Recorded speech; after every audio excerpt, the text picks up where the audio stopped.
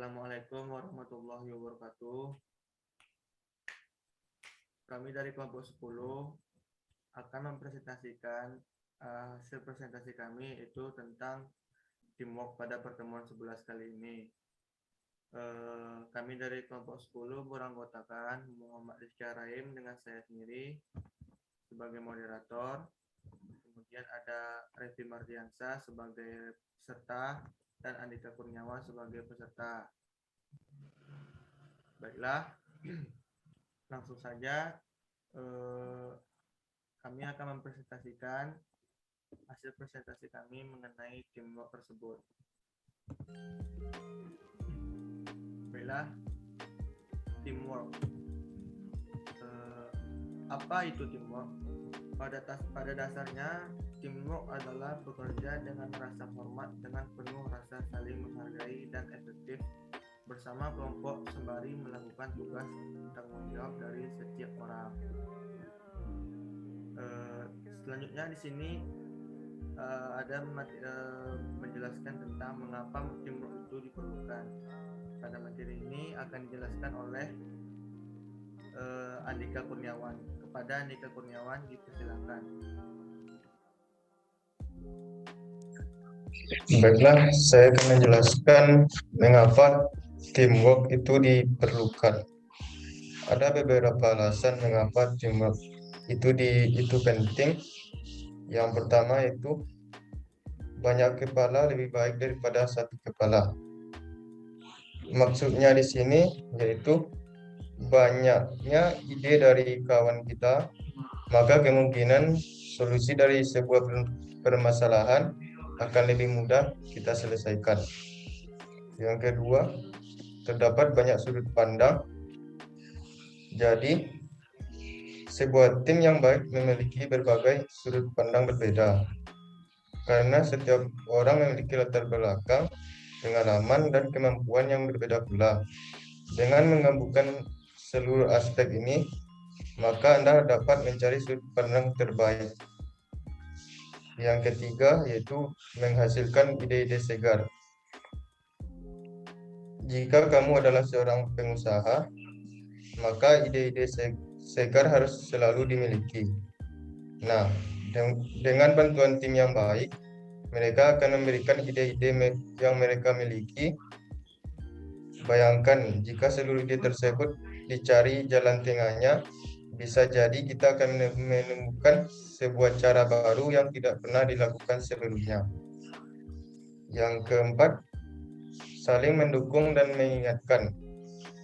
Di dalam sebuah tim yang ingin meraih tujuan, kita sesama anggota harus saling mendukung jika ada masalah. Mereka akan saling mengingatkan satu sama lain apabila terjadi potensi kesalahan atau tenggat waktu yang semakin dekat. Akhirnya produktivitas pun akan menunjak naik. Yang kelima, membangun kepercayaan diri. Dengan saling bekerja sama dalam tim, akan timbul rasa saling memiliki antara anggota. Kesuksesan yang diraih oleh tim akan dianggap kesuksesan bersama, sehingga kepercayaan diri dari setiap orang akan ikut meningkat. Next.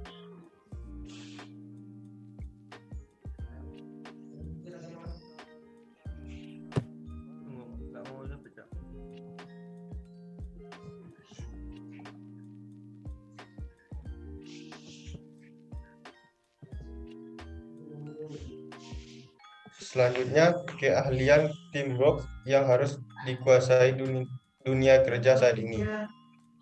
Yang pertama, ada kejujuran. Yang kedua, komunikasi dalam tim, tanggung jawab, kemampuan mendengar, berempati, kolaborasi ide.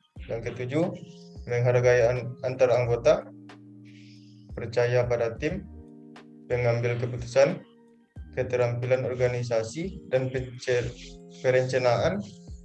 Yang ke-11, memberikan dan menerima feedback.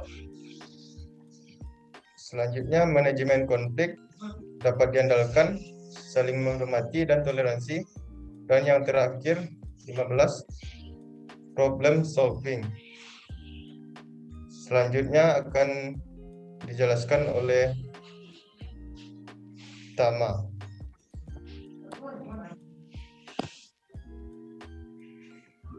Baiklah, selanjutnya saya akan melanjutkan presentasinya. Tips untuk memotivasi karyawan itu agar rajin bekerja. Nah, tips yang pertama, buatlah kebijakan yang fleksibel di tempat kerja. Nah, jadikan kantor itu sebagai tempat yang nyaman bagi karyawan. Bila karyawan memiliki janji khusus dengan dokter atau hal mendesak lain, berikan izin bagi mereka untuk datang terlambat ke kantor. Selain itu, kamu juga bisa memberlakukan kebijakan untuk bekerja dari rumah. Kelonggaran ini pun dapat menjadi pengganti tunjangan bagi para karyawan. Namun perlu diingat bahwa tak semua pekerjaan dapat menerapkan hal ini. Kemudian, penghargaan bagi karyawan. Nah, bila ada karyawan yang dapat memberikan kontribusi lebih dalam pekerjaannya, tidak ada salahnya bagi perusahaan untuk memberikan penghargaan. Bentuk penghargaan pun bisa tak selalu soal gaji atau tunjangan. Nah, kita bisa memberikan jatah cuti tambahan atau memberikan ruang baginya untuk berkembang dengan menawarkan pelatihan dan workshop. Yang ketiga itu beri kepercayaan. Nah, cara lain untuk memperoleh loyalitas karyawan yaitu dengan menunjukkan bahwa kita itu percaya dengan mereka. Berikan mereka ruang untuk menangani pekerjaan dengan cara mereka sendiri. Jika mereka melakukan kesalahan, berilah masukan dengan santun. Dengan begitu, mereka akan memperoleh kepercayaan diri dan menghormati kita.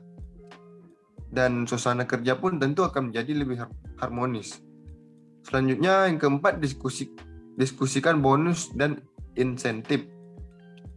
Nah, bila kondisi sedang tidak mendukung, tidak ada salahnya untuk kita untuk mendiskusikan tentang gaji, kenaikan gaji atau pemberian tunjangan dengan karyawan atau atasan yang berwenang. Namun, kita juga perlu mempertimbangkan hal ini dengan baik agar kenaikan gaji serta tunjangan yang diberikan tak membuat karyawan menjadi manja. Samping itu, tanamkan juga pemikiran kalau untuk meraih kenaikan gaji serta tunjangan, seorang harus memberikan usaha lebih. Dari situ pula, ia bisa mendapatkan pelajaran berharga melalui pengalamannya. Kemudian yang kelima, bangun suasana kerja yang nyaman. Suasana kerja yang nyaman dapat menjadi cara motivasi karyawan agar rajin datang ke kantor. Apalagi bila karyawan dikelilingi oleh atasan dan teman-teman yang baik dan saling membantu satu sama lain. Untuk menciptakan suasana seperti ini diperlukan budaya kerja positif di mana setiap karyawan itu dapat menjaga komunikasi dengan baik dan saling menyemangati satu sama lainnya. Selain itu, suasana kerja yang nyaman juga ditunjang dengan keberadaan ruang kerja yang terang sertai fasilitas yang memadai.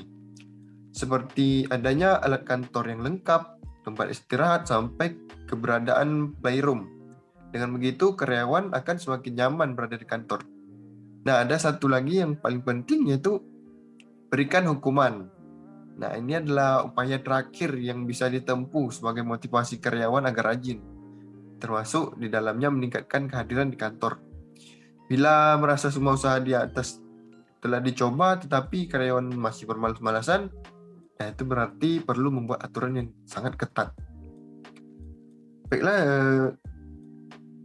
yang selanjutnya 10 kesalahan yang masih dilakukan pemimpin. Nah, yang pertama itu tidak memiliki waktu untuk anggota tim. Seorang pemimpin seharusnya mampu untuk memberikan umpan balik atas setiap pekerjaan yang dilakukan oleh tim mereka. Saat kamu tidak memberikan umpan balik pada mereka, maka anggota tim tidak akan mengetahui letak kesalahan dan tidak akan ada upaya untuk meningkatkan kinerja. Solusi terbaik yang bisa kita lakukan sebagai pemimpin yaitu teruslah memberikan umpan balik kepada anggota tim, baik itu positif ataupun negatif. Selanjutnya, atur waktu untuk bertemu dengan semua anggota tim lebih sering dan biarkan mereka mengetahui apa yang telah mereka lakukan dan bagaimana bisnis berjalan. Yang kedua, tidak membagikan tujuan kamu. Nah, seharusnya seorang pemimpin berbagi tujuan dengan anggota timnya agar mereka mengetahui apa yang sedang dikerjakan. Jika tidak berbagi, maka ada banyak kebingungan dalam pikiran mereka sebab mereka tidak mengetahui apa yang harus dicapai pada akhirnya. Selain itu, mereka juga tidak akan mampu untuk memprioritaskan pekerjaan yang dilakukan. Yang ketiga, tidak bisa menjadi contoh. Nah, setiap perusahaan dan organisasi pasti telah menerapkan aturan dan kebijakan yang harus diikuti. Hal yang aneh adalah banyak pemimpin yang menetapkan kebijakan tentang berbagai hal dan harus diikuti oleh semua anggota, tetapi ia sendiri melanggar kebijakan tersebut. Saat kamu melakukan kesalahan ini sebagai seorang pemimpin, maka akan sangat mengecewakan anggota tim. Yang keempat, tidak memberikan motivasi. Nah, motivasi harus selalu ada di dalam anggota tim agar mereka itu bisa bekerja dengan efektif dan mereka sadar bahwa pemimpin peduli dengan kesejahteraan mereka. Motivasi tidak hanya tentang finansial saja, sebab ada cara lain yang bisa kamu lakukan. Misalnya bisa dengan memberikan jam kerja yang fleksibel atau sekedar memberikan pujian untuk pencapaian yang telah didapatkannya. Yang kelima, tidak mau mengakui kesalahan. Nah, penting untuk dicatat bahwa kesalahan merupakan bagian dari kepemimpinan dan hal itu pasti akan terjadi. Pemimpin harus sadar bahwa setiap kesalahan yang mereka lakukan bisa menghancurkan reputasi dan kesuksesan mereka.